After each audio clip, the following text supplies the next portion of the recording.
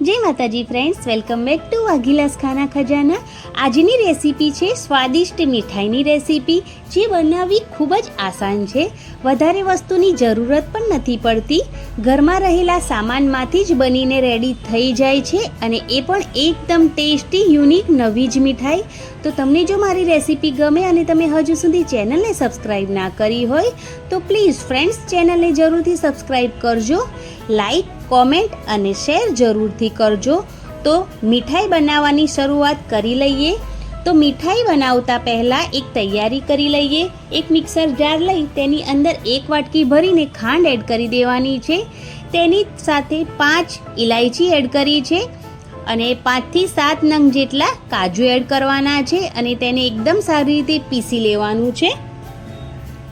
પીસાઈ ગયા પછી જે આપણે પાવડર રેડી કર્યો છે તેને ચાળી લેવાનો છે, જેથી કોઈ પણ વસ્તુ જે પીસાઈ ના હોય તે ચાળણીમાં રહી જાય। એટલા માટે એકદમ સરસ રીતે આપણે જે પીસ્યું છે તેને ચાળી લેવાનું છે। તો તેમાં રહેલો જે મોટો ભાગ હોય તે ગરણીમાં જ રહે, એટલા માટે તો અહીંયા મેં જે પાવડર છે એ ગાળી લીધો છે, તમે જોઈ શકો છો। અને એકદમ સરસ ખાંડ રેડી છે। હવે અહીંયા અમે એકદમ ઝીણો બેસન આવે તે 1 વાટકી લીધો છે, તેની સાથે ઝીણો સોજી લીધો છે અડધી વાટકી।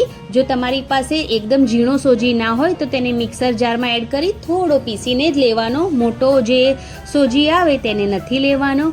હવે ગેસ પર કઢાઈ ગરમ કરવા મૂકીશું અને તેની અંદર બેસન અને જે સોજી છે તેને એડ કરી દઈશું।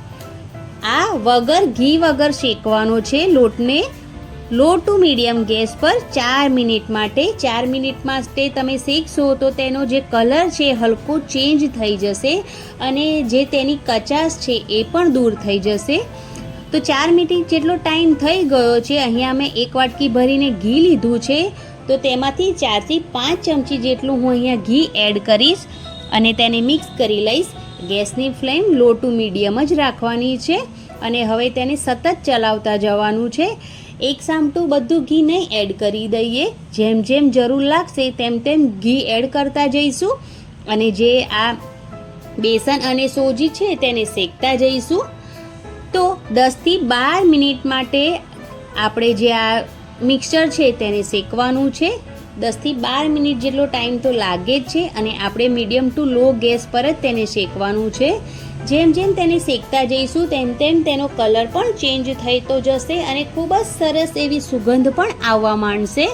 તો તેને આપણે સતત ચલાવતા લઈશું અને જો મિશ્રણ થોડું પણ ડ્રાય લાગે તો તેમાં થોડું 1-2 ચમચી જેટલું ઘી થોડી વારે એડ કરતા રહેવાનું અને સતત તેને ચલાવતા રહેવાનું। તો ધીરે ધીરે તમે જોઈ શકો છો કે તેનો કલર ખૂબ જ સરસ એવો ચેન્જ થઈ ગયો છે અને ખૂબ જ સરસ એવી સુગંધ પણ તેમાંથી આવી રહી હતી જ્યારે હું આ બનાવી રહી હતી ત્યારે। તો હવે તમે જોઈ શકો છો કે તેનો કલર એકદમ ચેન્જ થઈ ગયો છે અને તેને શેકતા 12 મિનિટ જેટલો ટાઈમ થઈ ગયો છે। તો હવે એકદમ સરસ શેકાઈ ગયો છે બેસન અને સોજી। તો હવે જે 1 વાટકી ભરીને આપણે ખાંડ અને તેને પીસીને રેડી કર્યું હતું તેને એડ કરી દેવાનું છે અને ખાંડ મેલ્ટ ના થઈ જાય ત્યાં સુધી 1 થી 2 મિનિટ માટે તેને પાછું આપણે શેકી લેવાનું છે। જે ગેસની ફ્લેમ છે તે લો ટુ મીડિયમ જ છે અને જો તમને અત્યારે પણ મિશ્રણ છે થોડું વધારે ડ્રાય પડતું લાગે તો તેમાં તમે ઘી એડ કરી શકો છો, 1 થી 2 ચમચી જેટલું, અથવા તો વધારે પણ તમે એડ કરી શકો છો। મેં પણ અહીંયા ઘી એડ કર્યું હતું કેમ કે મિક્સર વધારે પડતું થોડું ડ્રાય લાગતું હતું। તો જેટલું તમને મિક્સર ડ્રાય લાગે એ પ્રમાણે તમારે ઘી એડ કરતા જવાનું।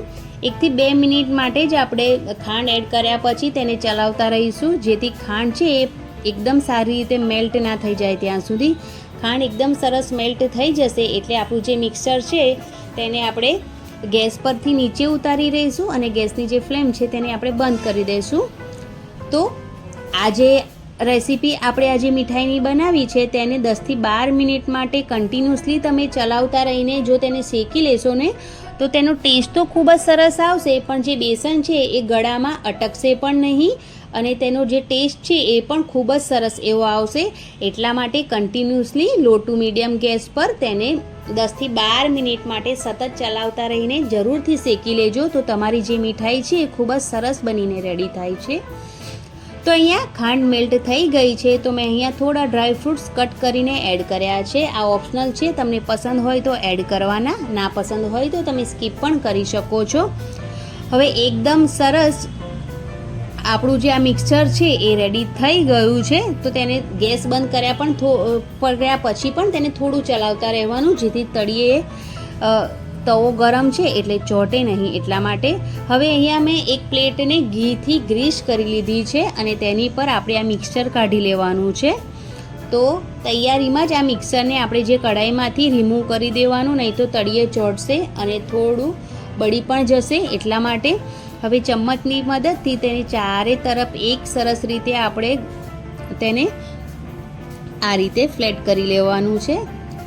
તો જેટલું મિક્સચર હોય એ પ્રમાણે તમારે પ્લેટ લેવાની. તમે થોડી મોટી પણ પ્લેટ લઈ શકો છો, જે પ્રમાણે તમે ક્વોન્ટિટીમાં મીઠાઈ બનાવી રહ્યા હોય એ પ્રમાણે.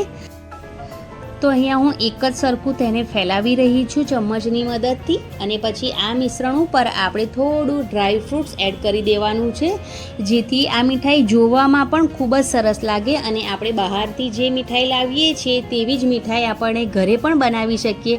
એટલા માટે આપણે બહારથી મીઠાઈ લાવીએ તો કેટલી સરસ સજાવેલી હોય છે, એ રીતે આપણે તેની પર ડ્રાય ફ્રૂટ્સ એડ કરી દેવાનું છે. તો અહીંયા મેં બદામ, કાજુ અને પિસ્તા એડ કર્યા છે. તમને જે ડ્રાય ફ્રૂટ્સ પસંદ હોય તમે એ એડ કરી શકો છો. અને આ મિશ્રણને સેટ થવામાં કમસે કમ 5 થી 6 કલાક જેટલો ટાઈમ લાગે છે.